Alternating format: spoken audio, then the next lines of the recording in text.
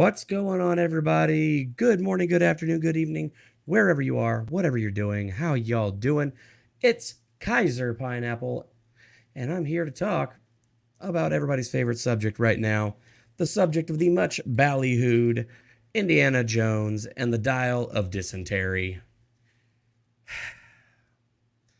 Folks, I don't want to say I told you so, but I goddamn told you so. I've been saying it since day one that this movie was going to be a flop, that this movie is going to suck, and that everyone's going to hate it. And you know what? I was right. I told you, and I told you. You'll pay the price for your lack of vision. Oh, yeah. I really need a clip of Kathleen Kennedy's face on Luke's head in that clip, but whatever. Anyway, so yeah, here we go, folks. We're going to just dive into this one. We're going in hot and heavy, so buckle up for safety. Anyway, so we're going to start out over here on Rotten Tomatoes, because now it's not just me that's finally talking about this. I actually just heard Yellow Flash actually just address this weird controversy that this movie has got some really strangely high scores over here on Rotten Tomatoes, which it's not surprising that they play ball with the studios. They've done that before, and they'll do it again, but it's interesting because you see this score, or these scores here, and the weirdest thing is that, yeah, with that top critic score, it goes down to 58% at the top critic. All audience is only between 88 and 81%. Strangest thing, though, is that a lot of what's interesting that I'm hearing from a lot of people around the internet is that there are strangely high numbers of theaters that are supposedly sold out shows, but then people that are actually in those screenings during those times are reporting that there's maybe 4 people in that entire auditorium. So I'm not saying that there's a conspiracy going on, but something may happen in there. But, you judge for yourself. Bullshit or not? Yeah. It's just hearsay right now, but that's kind of what I've been hearing around there. So, kind of give you a little bit of what I'm talking about. So, you see these higher scores over here on Rotten Tomatoes, but we go over to Metacritic. This user score is sitting at about a 4.2 Metascore from the critics, about 57%. So, the actual critic score is about the same as we saw on Rotten Tomatoes if you do the all critics, or just the verified critics. And then the user score is only 4.2. That's interesting. But, you don't have to just kind of guess on that to wonder if this movie's a flop or not, because Deadline's already got us covered. Indiana Jones and the Box Office of Doom, why Dial of Destiny at 60 million opening isn't setting records for the franchise finale with updated box office. So, yeah, the Sunday morning right through. So they're saying that, yeah, this movie is looking to hit the bottom rung of its tracking projection of 60 million Sunday morning. So that's no bueno, especially considering that this movie really needed a lot more. Like, this movie needed, ballpark, this movie needed 250 to 300 million domestic in its opening weekend. I mean, this movie needed to hit its numbers big in its opening weekend. And this thing, 60 million domestic opening, is a complete dud. And let me go ahead and I just closed out that window. Let me go ahead. So, Dial of Destiny, the numbers, let's pull it up here. So, according to this is actually saying right now that Indiana Jones and the Dial of Destiny, domestic box office take about 60 million, international about 70 million, so worldwide box office take $130 million in its opening weekend. That is against a budget Now I've heard 295. This is reporting 300 million. We've heard rumors upwards of over 350 million for this movie, and which means that this movie needs 900 million in order to break even, because accounting for, the production budget, and then on top of that you're accounting for the marketing and advertising, and then on top of that you have to account for the fact that ticket sales, the theaters take approximately 40 to 50% of the total cost of tickets. And I mean, compare this right now to Kingdom of the Crystal Skull.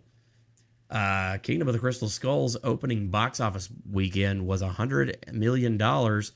That was when, a movie ticket and, popcorn was a lot cheaper. I mean, a movie ticket in 2009 when this movie came out. Yeah, 2008 when this came out. Average price for a movie ticket was about $7. It's at least double that price right now just for a ticket to go and see Dial of Destiny. So yeah, that is not good.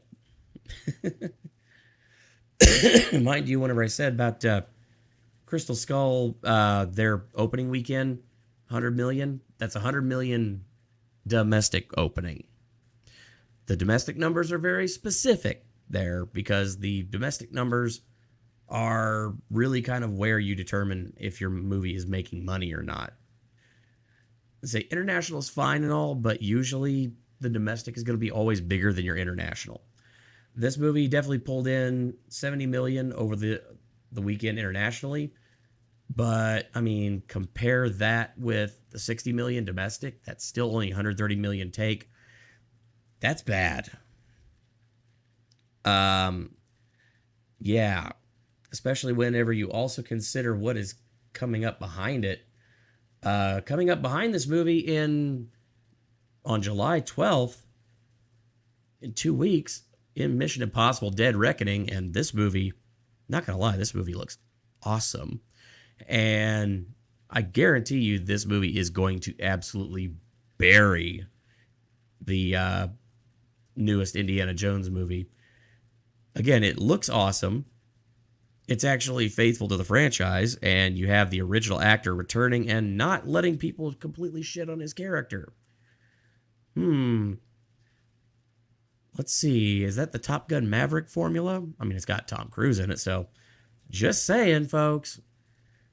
But as a bit of an interesting little twist to the story, now we're hearing that Indiana Jones 5 opening weekend box office ends up being even worse than Solo. Solo being the only Star Wars movie in the so far the Kathleen Kennedy era to lose money at the box office. That is a big ouch. So, considering that, I mean, it's also another Harrison Ford, a Harrison Ford character, not the same actor, but yeah, that's gotta sting.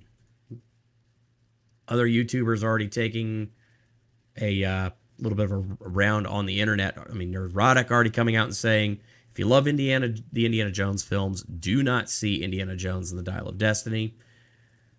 Yeah, you've got the memes already making their way around. I'm not going to play the sound on that because I'm pretty sure that's copyrighted. I've already checked. Yeah. This is not looking good. Oof. And as you go over to Twitter, Twitter's not much better. I mean, yeah, everybody's flat out saying it. Kathleen Kennedy hates men. She deliberately wanted to humiliate and destroy all the male heroes of Lucasfilm and turn them all into deadbeat, depressed failures, and she wanted to enjoy the pain it would cause the predominantly male fans. Yeah. This one, yeah, saying, I need Lucasfilm to understand. Not everyone grows up to be a miserable old man with a failed personal life. Please find other conflicts for our beloved characters. Yeah, and as you kind of scroll down, you just, yeah. Oh, hey, look. I'm trending. That's cool. Yep. You start seeing a lot of these very similar posts just saying this movie's a giant failure. It's disastrous. People are not happy with it. I, you know, that's not good. I mean, Disney, y'all making some pretty bad decisions here. So, you know, recommend you course correct, but no, what do you know? You're not gonna listen to me. I'm just some talking head on the internet. What do I know? So yeah, Indiana Jones: The Dial of Destiny earned $60 million in opening, falling short of previous film. This is a courtesy of Forbes. Even Forbes is starting to sit up and take notice. But this is not good. Variety, box office: Indiana Jones: The Dial of Destiny stumbles with $60 million debut. Ruby Gillman, Teenage Kraken, flops. Don't know anything about that, but yeah, that's already showing that this is not going according to plan. And yeah, even IndieWire saying Indiana Jones may lose more money than The Flash as summer now lags behind 2022. So, I mean, The Flash has already been officially the worst movie for the Warner Brothers franchise, or like the Warner Brothers company. It is the biggest flop in Warner Brothers history. That just came out, and I'm going to be talking about that later.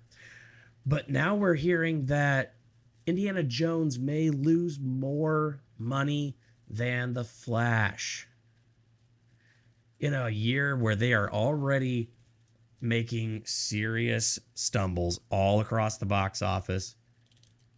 And yeah, the only thing we've got really coming in behind it is the Marvels. And the Marvels is already looking absolutely terrible. I mean, this is bad. We just recently saw like this absolutely atrocious, like, this is like junior grade, like Photoshop skills. I'm not going to lie. This looks like something that somebody put together with like an afternoon and like a copy of like Adobe Elements. I just look at how poorly rendered these cut lines are from this, and this background is so pixelated. Yeah, and this is coming out. This is a graphic that is coming out of a major Hollywood studio. Danger, Will Robinson. Yeah. So it's well, again, I hate to say I told you so, but I told you so.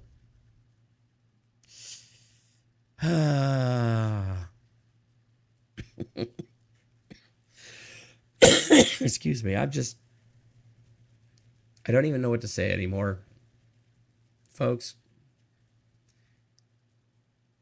it's a disaster. But of course, Disney is going to want to bury this one really quick. They're going to want you to forget about this and move on to the next thing. But don't let this sink in, because I'm sure we're going to be hearing all about, how everything is skewed against this movie because the fans are toxic or something. So again, if you get the opportunity, I definitely recommend you go out there, you listen to some of the people that actually have spoiler reviews on this movie. Just let them go, like Critical Drinker and Chris Gore, Nerdrotic. They've got great takes on this and break it down for you. Yeah, I think that calling this, Indiana Jones and the Insufferable Feminist is pretty well dead on, because that's exactly what this is. You want to know how bad this movie is? I haven't actually seen the movie to do a review yet, but I've heard a lot about it. I'm not even going to bother. I really don't want to even see this movie. Honestly, I don't want to even try and spoil it for you, but honestly, I'm just going to have to do it because this is ridiculous. Yeah, Indiana Jones is a sidekick in his own movie. He is a sidekick to Phoebe Waller-Bridge. He's a sidekick to this absolutely insufferable, self-insert fan fiction feminist again, this character is a completely self-insert of Kathleen Kennedy.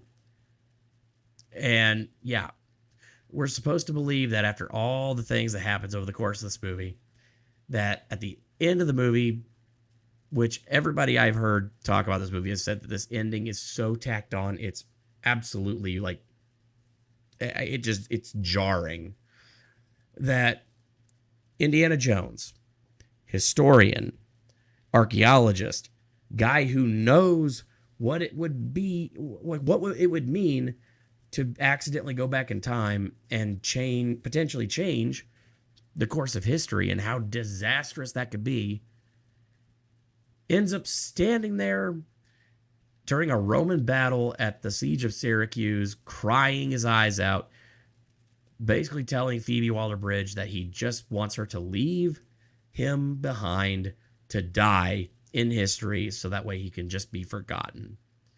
And then Phoebe Waller-Bridge punches Indy in the face, knocks him out, and then bam, they wake up and Indy is back in his New York apartment.